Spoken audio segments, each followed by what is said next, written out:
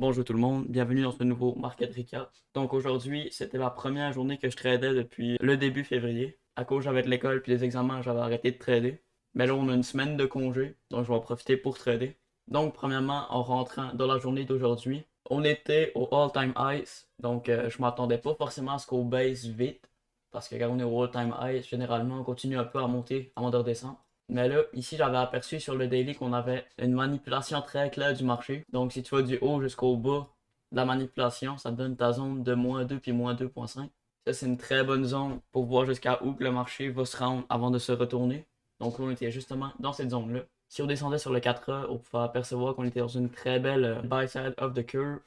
Donc, je m'attendais potentiellement à ce qu'on recommence bientôt la sell side. Mais là, vu qu'on était sur du H4, ça m'importait peu. Mais j'avais quand même une espèce de daily bias bearish. Donc je m'attendais à ce que le marché baisse durant la journée. Ici, la zone de 50% de tout ce move-là a été ici. Elle était juste en haut d'un fer Voliga. Donc je m'attendais vraiment à ce que le marché vienne par ici durant la journée. Mais par contre, ici, on avait deux SMT. On avait un double SMT dans le bas. Donc, ça indique que généralement, on veut continuer plus haut. C'est pour ça que je m'attendais à ce qu'on vienne prendre les liquidités en haut ici pour peut-être retomber ensuite. Mais vu qu'on n'était pas dans une journée avec beaucoup de volatilité, en tout cas, ça s'annonçait pas pour être une journée avec beaucoup de volatilité parce qu'on n'avait pas beaucoup de nouvelles aujourd'hui. Donc, je m'attendais principalement à ce qu'on vienne prendre cette liquidité-là. Et ensuite, je savais que le marché allait pas mal rester dans ces environs-là. Même ma cible finale était environ vers le fair value gap ici. Faut savoir qu'ici, on venait de prendre une zone de liquidité aussi. C'était pas tant important parce que c'est sûrement ça qui a fait qu'on a comme continué à baisser ici. Donc, ça nous importait peu rendu ici. Mais bon, une nouvelle à 8h30 a fait vraiment bondir le marché très très vite vers le haut. Donc, ça, je pensais vraiment que c'était la manipulation du marché avant de continuer à descendre durant la matinée.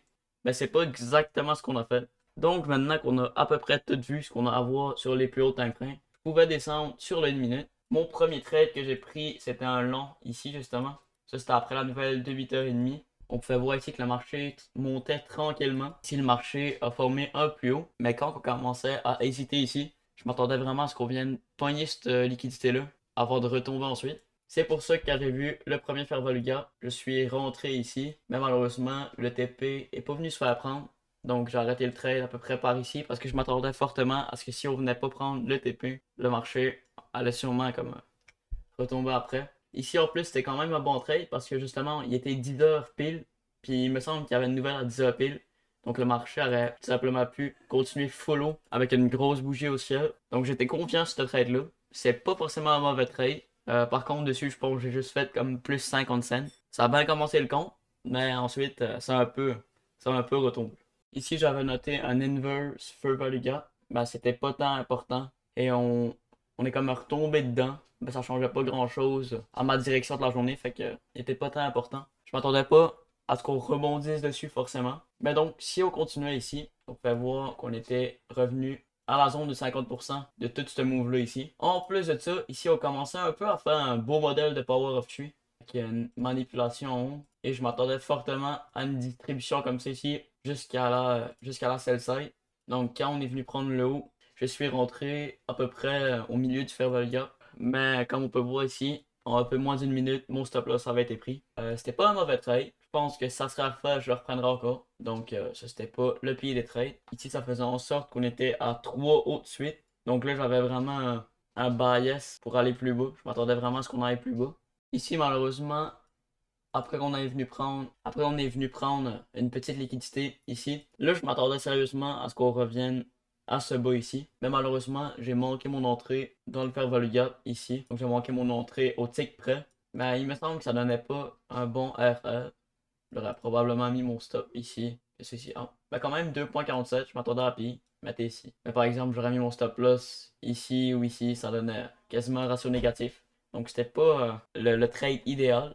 Malheureusement, j'ai comme manqué mon trade ici. Mais ça, c'est pas du tout grave. Ça fait partie du processus. Donc ici, quand on est venu prendre ce bas ici, là, je m'attendais à ce qu'on revienne à ce haut ici.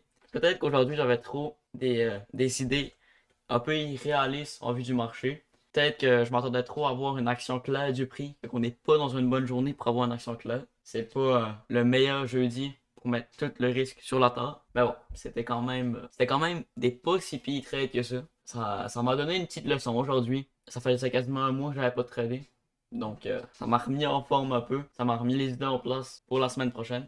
Mais donc là, si on continue, ici, on avait pris la sell side ici, on a créé un Fair Value Gap. Je suis pas rentré directement quand on est rentré dans le Fair Value Gap. J'ai attendu un peu, voir si on le respectait. Comme on peut voir ici, on l'a respecté. Donc, je suis rentré à peu près ici. J'avais mis mon stop loss ici. Et ça, c'était l'erreur. De mettre un stop loss trop près. Quand on est venu ici, là, j'avais déjà monté mon stop loss en plus à partir d'ici. Donc ça, c'était vraiment mon erreur d'avoir mis un stop loss trop proche. J'aurais pu le mettre par exemple ici. Je m'aurais quand même fait stop loss au final. Mais ça, par exemple, dans une bonne journée, j'aurais dû mettre mon stop loss plus bas. Donc ça va être une erreur à noter. Si on continue, vu que je m'avais fait stop loss ici, je suis re-rentré dans un trade ici. Je sais pas pourquoi j'ai rentré là exactement. Comme vous pouvez voir ici, j'avais cliqué 2 fois sur le bouton buy. Donc j'ai vendu ma position quand le prix a monté juste un peu. Fait que ça fait comme 11 cents de profit, je pense. Mais donc j'avais quand même laissé un lot aller voir ce que le marché faisait. Et comme vous pouvez voir ici, je me suis fait stop loss pas longtemps après. Le trade que j'aurais dû prendre ici, quand je reviens sur le marché, ça paraît quasiment évident. Mais ça ne l'était pas nécessairement. J'avais lâché les marchés après de m'avoir fait stop loss ici. Comme vous pouvez voir ici, on avait un petit modèle quand même de Power of Q ici, avec une accumulation ici, une manipulation vers le haut, et ça s'annonçait pour être une belle distribution. Donc l'entrée qu'on aurait pu prendre sur ce move ici aurait pu être par exemple ici, dans le petit Fair Value Gap, avec un stop loss sur le dernier haut, et on aurait pu viser le prochain bas. Ça aurait pu être un exemple de bon trade, parce que généralement, après avoir accumulé, puis après descendre tranquillement de main, quand le temps s'annonce bon pour bouger rapidement avec de la volatilité, c'est souvent là que ça va se produire. Je veux dire un gros move vers le bas ou vers le haut, un mouvement du marché rapide. C'est souvent après une accumulation et quand le prix se sent hésitant, c'est souvent là que le marché va faire une grande distribution d'un bas. Donc ça aurait pu être un bon trade à prendre, mais ça me dérange pas du tout. Et après avoir perdu 3 trades sur 5, j'aurais pu être J'aurais pu être déçu, c'est sûr. J'aurais pu être déçu de ma journée parce que j'aurais pu faire mieux. Mais comme dans n'importe quelle journée de trading, tu pourras toujours faire mieux. Et en plus, aujourd'hui, c'était une journée où ça faisait très longtemps que j'avais pas tradé. Donc, personnellement, j'étais vraiment pas déçu de ma journée. J'étais même content que ça n'avait pas fini pire que ça. J'ai fait une coupe d'erreurs, donc ça va être à noter pour les prochains jours de trading. J'espère que vous avez apprécié la vidéo. Vous pouvez vous abonner pour venir en aide à un jeune trader comme moi. Je vous souhaite une excellente journée. Soyez patient, soyez prudent. À la prochaine.